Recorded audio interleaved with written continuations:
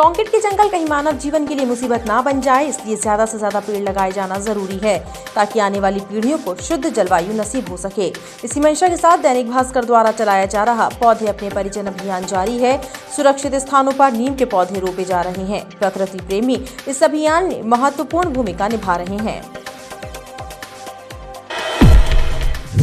Loan में मिलने वाली सब्सिडी पाने के लिए भटक रहे एक व्यक्ति ने कलेक्ट्रेट में आयोजित होने वाली साप्ताहिक जनसुनवाई में शिकायत दी है। शिकायतकर्ताओं की माने तो सब्सिडी के लिए बैंक से भी उसे सही जवाब नहीं मिल रहा है। कलयुगी बेटों की प्रताड़ना का शिकार एक मां ने एसपी कार्यालय पहुंचकर पुलिस अधीक्षक से मदद की गुहार लगाई है। पीड़ित महिला का आरोप है कि हैदराबाद में मजदूरी करके जिन बच्चों को पाला वो ही अब उसे घर से निकाल रहे हैं। एक और कोरोना संक्रमण के चलते रक्षाबंधन के दिन बंदियों से मिलने आई उनकी बहनों को अवकाश का हवाला देकर वापस लौटा दिया गया, तो वहीं दूसरी तरफ भारतीय जनता पार्टी महिला मोर्चा की सदस्य और युवा मोर्चा के पदाधिकारियों के द्वारा जेल गेट पर रक्षाबंधन का त्योहार मनाया गया। इस दौरान जेल अधीक्षक सहित महिला मोर्चा के सदस्य और युवा मोर्चा के कार्यकर्ता बिना मास्क और सोशल डिस्टेंसिंग का उल्लंघन करते नजर आए। बिजली चोरी एवं लाइन लॉस को रोकने के लिए बिजली विभाग के मुख्य अभियंता आर.के. स्थापक स्वयं अधिकारियों की टीम के साथ सड़क पर उतरे और उन्होंने पूर्व संभाग के अनेक क्षेत्रों का भ्रमण किया। इस कार्यवाही के दौरान क्षेत्र में हड़कंप मचा रहा। महाकौशल को अलग राज्य बनाने की मांग एक बार फिर से जोर पकड़ने लगी है। महाकौशल राष्ट्रीय पार्टी के पदाधिकारियों ने पत्रकारों से चर्चा करते हुए बताया कि वर्तमान भाजपा सरकार के मंत्रिमंडल में महाकौशल के एक भी विधायक को स्थान प्रदान नहीं किया गया है और घोर उपेक्षा हो रही है। लिहाजा उपेक्षा के खिलाफ संघर्ष होगा। अलग राज्य बनने से ही उपेक्षा दूर होगी।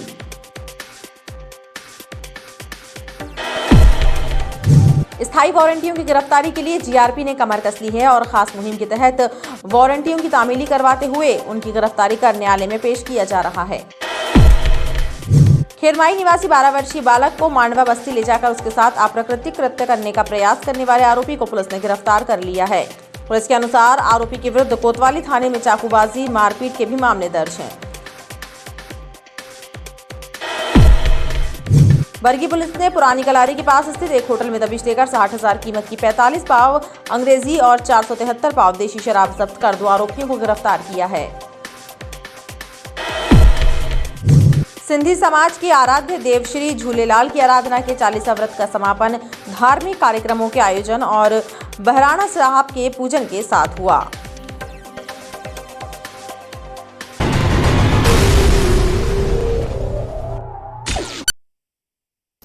नमस्कार, स्वागत है आपका बीटीवी न्यूज में। आपके साथ मैं हूं सना और आइए खबरों की शुरुआत से पहले एक नजर डाल लेते हैं हेडलाइंस पर।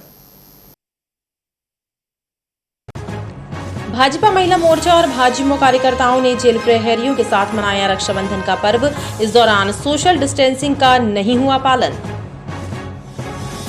बरगी क्षेत्र स्थित होटल में खड़ी ओमनी गाड़ी से बरामद हुई 60,000 कीमत की अवैध शराब, 2 आरोपी गिरफ्तार। बरगी पुलिस की कार्यवाही।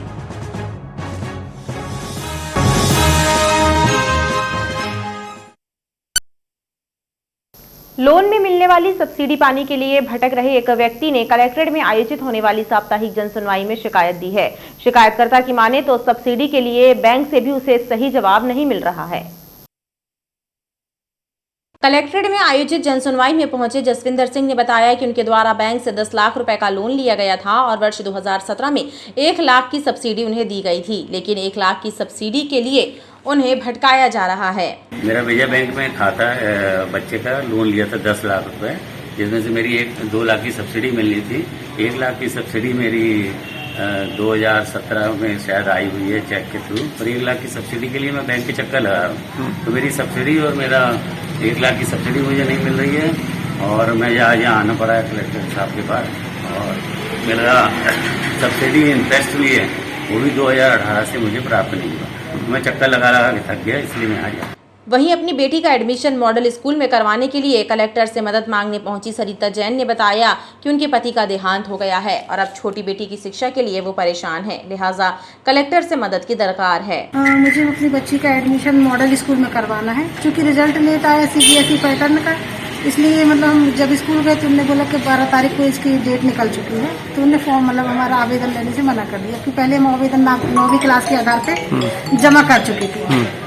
तो हमें एडमिशन वहाँ मिल जाए तो बच्ची का भविष्य बन जाएगा, क्योंकि बच्ची मेरे हस्बैंड नहीं है, एकल पेरेंट हूँ मैं, तो यदि एडमिशन मिल जाता है तो उसका भविष्य बन सकता, अच्छे परसेंट से पास हो सकता। जनसुनवाई में नामांतरण, संपत्ति विवाद, अतिक्रमण, राशन कार्ड सहित अन्य मामलों से संबंधित आवेदन आए।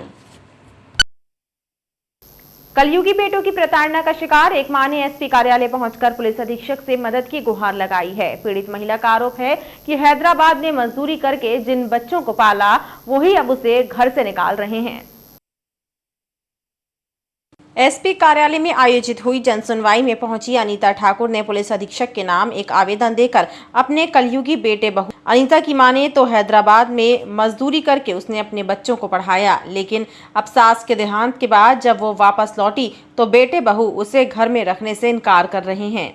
मेरा नाम अनीता ठाकुर है, मैं हनुमान थाने के पीछे रहती हूँ, भैंसासुर मंदिर के पास। मेरे 2 बेटे हैं, मैंने बाहर काम कर करके उनके लिए घर बनवाया, अपने लिए घर बनवाया, लेकिन आज मेरी सास खत्म हो गई, 2 महीना हुआ है। जब मैं जबलपुर आई, मेरी सास का क्रियाक्रम सब करने के बाद में मेरे बेटे बोलते हैं कि बहुएं बोलती हैं अब घर से निकलो, तुम जाओ अपने हैदराबाद रह के कमाओ, और मैं कि हम लोग को हमारा घर दे दो, हम लोग यहाँ जीने दो, तू हमें जीने नहीं देती, हमारे पीछे क्यों पड़ी है, हमारे बच्चों के पीछे, हमारे आदमियों के पीछे क्यों पड़ी है, जा तेरा जहाँ हो वहाँ रह और हमको खाने को दे, और हमको खाने के लिए पैसा भिजाते रहे, सब करे हमने उनके लिए। बेटे बहू दोनों परेशान कर रहे हैं? हाँ, दोनों बेटे परेशान करते हैं, लेकिन छोटी बहू और बड़ी बहू ज़्यादा। हमको हनुमानताल थाने में शिकायत दर्ज कराई है 15 तारीख को, लेकिन कोई कार्रवाई नहीं हुई, इसलिए आज मैं एसपी ऑफिस आई हूँ। जनसुनवाई में शहरी ग्रामीण क्षेत्रों से आए आवेदकों ने अपनी समस्याओं से अवगत कराया और उनका समाधान करने की मांग की।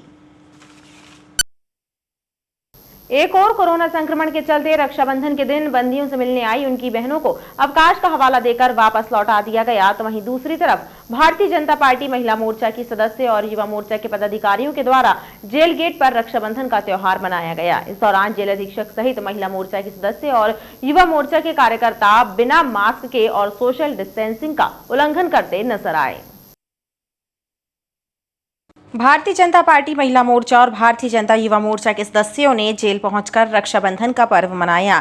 इस दौरान महिला मोर्चा के सदस्यों ने जेल प्रहरियों और जेल अधीक्षक को राखी बांधी, वहीं युवा मोर्चा के कार्यकर्ताओं ने महिला जेल प्रहरियों से राखी बंधवाई। नेताजी सुभाष चंद्र बोस केंद्रीय जेल जबलपुर में रक्षाबंधन के उपलक्ष्य में आज जबलपुर की भारतीय जनता पार्टी की महिला विंग आई हुई है और बड़ा अभिनव प्रयोग हो रहा है।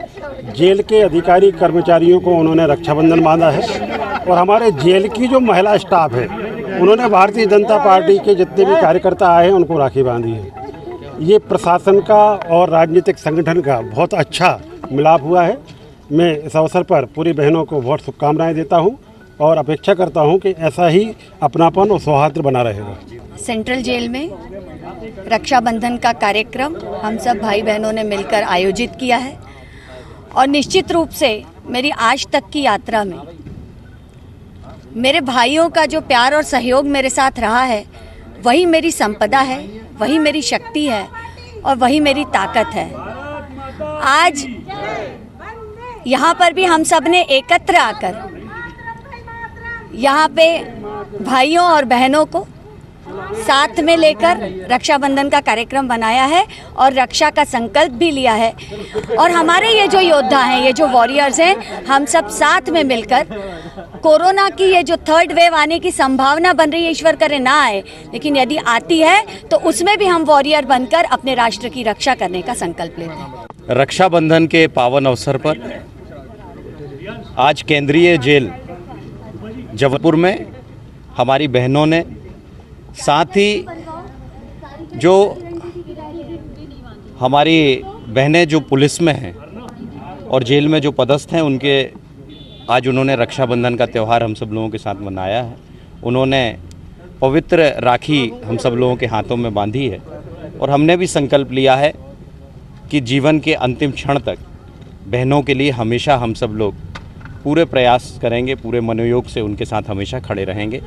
आज इसी को लेकर महिला मोर्चे की टीम ने और युवा मोर्चे के साथियों ने आज यहाँ पर रक्षाबंधन का कार्यक्रम आयोजित किया। खास बात ये रही कि रक्षाबंधन पर्व मनाने जेल पहुंचे भाजपा युवा मोर्चा और महिला मोर्चा के कार्यकर्ताओं के द्वारा सोशल डिस्टेंसिंग का पालन ठीक से नहीं किया गया और कई लोग तो बिना मास्क के ही नजर आए।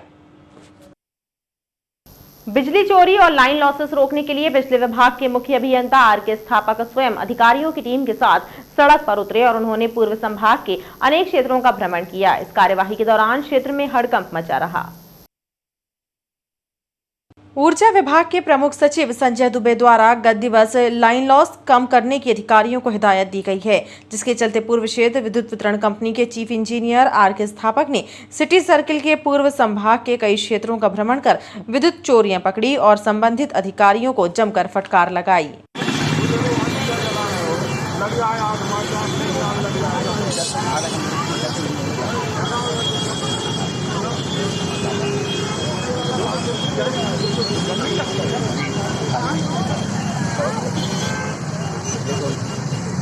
अरे हाथ जोड़ना कोई होता है, इसमें करंट आता है।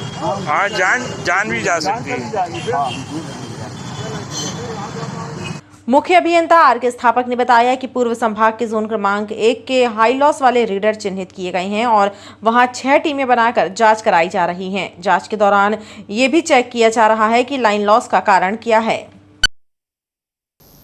महाकौशल को अलग राज्य बनाने की मांग एक बार फिर जोर पकड़ने लगी है। महाकौशल राष्ट्रीय पार्टी के पदाधिकारियों ने पत्रकारों से चर्चा करते हुए बताया कि वर्तमान भाजपा सरकार के मंत्रिमंडल में महाकौशल के एक भी विधायक को स्थान नहीं दिया गया है और घोर उपेक्षा हो रही है। लिहाजा उपेक्षा के खिलाफ संघर्ष होगा और अलग राज्य बनाने से ही उपेक्षा दूर होगी। महाकौशल राष्ट्रीय पार्टी द्वारा आगामी 18 सितंबर को अलग महाकौशल राज्य की मांग के साथ बृहद रैली का आयोजन जबलपुर से किया जाएगा। पार्टी के पदाधिकारियों ने पत्रकारों से चर्चा करते हुए कहा कि वर्तमान भाजपा सरकार द्वारा समूचे महाकौशल क्षेत्र की घोर उपेक्षा की जा रही है। ये उपेक्षा पृथक राज्य बनने से दूर होगी। जन जागरण रैली का आगाज शंकर शाह रघुनाथ शाह प्रतिमा स्थली से होगा। रैली के जरिए भोपाल से आजादी की मांग बुलंद की जाएगी। संस्कार धानी को महाकौशल राज्य की राजधानी बनाया जाएगा। महाकौशल क्षेत्र की भविष्य में होने वाली राजधानी मां नर्मदा के तट पर बसा हुआ जबलपुर के लाखों लोगों को मैं प्रणाम करता हूं। वर्तमान समय में मध्य प्रदेश के मंत्रिमंडल में, शिवराज जी के मंत्रिमंडल में किसी को भी जगह नहीं दी। इसका मतलब मध्य प्रदेश की नज़र में महाकौशल के लोगों को पिछड़ा माना गया। तो आज महाकौशल राष्ट्रीय पार्टी के राष्ट्रीय अध्यक्ष होने के नाते हमारा दायित्व है कि मध्य प्रदेश से अलग होकर के एक अलग राज्य की परिकल्पना हमने 9 नवंबर 2020 को इसी जबलपुर में की थी और हम गांव-गांव जाकर के संपूर्ण मीडिया के माध्यम से ये बताना चाहते हैं कि हमें आज़ादी चाहिए। मध्य प्रदेश से, भोपाल से सभी लोग महाकौशल का साथ दें, महाकौशल राष्ट्रीय पार्टी का, और आने वाले समय में हम अपनी सरकार बनाएं, अपना मुख्यमंत्री बनाएं, तब जबलपुर का विकास होगा। महाकौशल को अलग राज्य बनाने की मांग पुरानी है। इसके पहले भी कई बार आंदोलन हुए। अब देखना बाकी है कि इस बार आंदोलन को कितनी सफलता मिल पाती है। स्थायी वारंटियों की गिरफ्तारी के लिए जीआरपी ने कमर कस ली है और खास मुहिम के तहत वारंटों की तामीली करवाते हुए उनकी गिरफ्तारी कर उन्हें न्यायालय में पेश किया जा रहा है। जीआरपी के द्वारा चलाई जा रही मुहिम के तहत स्थानीय वारंटियों की पतासाजी कर उनको गिरफ्तार करने की प्रक्रिया की जा रही है। थाना प्रभारी सुनील नेमा के अनुसार स्थानीय वारंटियों में सर्वाधिक वारंटी उत्तर प्रदेश और बिहार के शामिल हैं। माननीय न्यायालय द्वारा जो स्थायी वारंट जारी किए जाते हैं आरोपियों के विरुद्ध, जो माननीय न्यायालय के समक्ष उपस्थित नहीं होते हैं, ऐसे स्थायी वारंट की तलाश के लिए जीआरपी जबलपुर द्वारा एक विशेष अभियान चलाया जा रहा है। एक टीम का गठन करके ऐसे स्थायी वारंट के वारंटी जो लंबे समय से माननीय न्यायालय के समक्ष प्रस्तुत नहीं हो रहे हैं, इनकी तलाश और गिरफ्तारी के लिए हमारी टीम विभिन्न स्थानों पर जाकर इनको गिरफ्तार करती है और प्रतिमाह लगभग 5 से 7 की संख्या में ऐसे गिरफ्तारी वारंट तामील होते हैं और इनको माननीय न्यायालय के समक्ष पेश किया जाता है। मूलतः इनमें उत्तर प्रदेश और बिहार के बहुत बड़ी संख्या में वारंट पेंडिंग है और उनकी तलाश के प्रयास किए जा रहे हैं। थाना प्रभारी के अनुसार वारंटियों की गिरफ्तारी के लिए गठित टीमें अपना अपना काम मुस्तैदी से कर रही हैं। खेरमाई निवासी 12 वर्षीय बालक को मांडवा बस्ती ले जाकर उसके साथ अप्राकृतिक कृत्य करने का प्रयास करने वाले आरोपी को पुलिस ने गिरफ्तार कर लिया है। पुलिस के अनुसार आरोपी के विरुद्ध कोतवाली थाने में चाकूबाजी और मारपीट के मामले भी दर्ज हैं। खेरमाई क्षेत्र में रहने वाले 12 वर्षीय बालक को उसके पड़ोस में रहने वाला युवक बहला फुसलाकर नर्मदा दर्शन के बहाने मांडवा बस्ती ले गया और वहां पर उसके साथ दुष्कर्म का प्रयास किया। बच्चे का शोर सुनकर बस्ती के लोग एकत्र हो गए और उसे बचा लिया, लेकिन मौका पाकर आरोपी वहां से फरार हो गया। कोतवाली पुलिस ने बच्चे के परिजनों के द्वारा की गई शिकायत के बाद आरोपी की तलाश कर उसे गिरफ्तार कर लिया है। कल बालक जो है अपने घर के बाहर खेरमाई मंदिर के पास में घूम रहा था, तभी उसी मोहल्ले का रहने वाला आरोपी मुकेश तिवारी उसने बहला फुसलाकर बालक को बोला कि मैं तुमको नर्मदा जी की घुमा कर लाता हूँ। ऐसा कहकर बच्चों को अपने साथ में बाइक पर बैठाकर लेके गया, ग्वारी घाट में नर्मदा जी के दर्शन कराए। उसके बाद उसको मांडवा बस्ती में आवास योजना के क्वार्टर में ले जाकर उसके साथ में अप्राकृतिक दुष्कर्म करने का प्रयास किया। बालक जब चिल्लाया तो आसपास के लोग वहाँ पर पहुँचे और बालक को उन्होंने सुरक्षित घर पहुँचाया। आरोपी वहाँ से मौके से भाग निकला था। इसमें आपराधिक प्रकरण पंजीबद्ध किया गया है। आरोपी के खिलाफ धारा 363, 377, 342, 323 IPC और पॉक्सो एक्ट के अंतर्गत आरोपी को गिरफ्तार कर लिया गया है और न्यायालय के समक्ष प्रस्तुत किया गया है, जो वर्तमान में न्यायिक अभिरक्षा में है। आरोपी रिकॉर्डेड अपराधी है। इसके खिलाफ ऑलरेडी थाना कोतवाली में 4-5 अपराध पंजीबद्ध हैं, जिसमें चाकूबाजी के और 25 अनसठ के अपराध हैं। पुलिस के अनुसार आरोपी मुकेश तिवारी आदतन अपराधी है और उसके खिलाफ पूर्व में मामले दर्ज हैं। बरगी पुलिस ने पुरानी कलारी के पास स्थित एक होटल में दबिश देकर 60,000 कीमत की 45 पाव अंग्रेजी और 473 पाव देशी शराब जब्त कर 2 आरोपियों को गिरफ्तार किया है। बरगी पुलिस ने मुखबिर की सूचना पर पुरानी कलारी के पास स्थित अस्सू गोस्वामी की होटल में दबिश देकर 45 पाव अंग्रेजी शराब और 473 पाव देशी शराब जब्त की है। थाना प्रभारी रितेश पांडे ने बताया कि अस्सू उर्फ आशीष पुरी गोस्वामी और अंकुर सराठे को गिरफ्तार किया गया है और उनसे पूछताछ में इस बात का खुलासा हुआ है कि दोनों आरोपी खनसौर निवासी एक व्यक्ति से शराब खरीद कर लाते थे।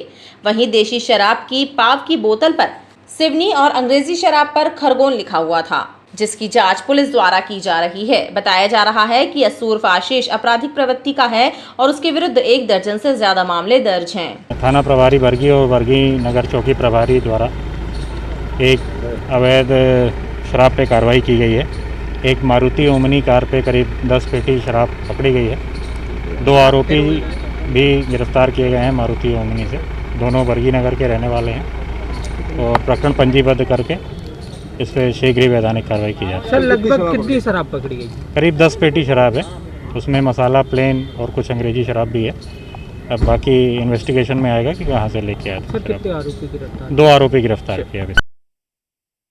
सिंधी समाज के आराध्य देव श्री झूलेलाल की आराधना के 40वां व्रत का समापन धार्मिक कार्यक्रमों के आयोजन और बहराणा साहब के पूजन के साथ हुआ। इस मौके पर सांकेतिक मटकी शोभा यात्रा भी निकाली गई।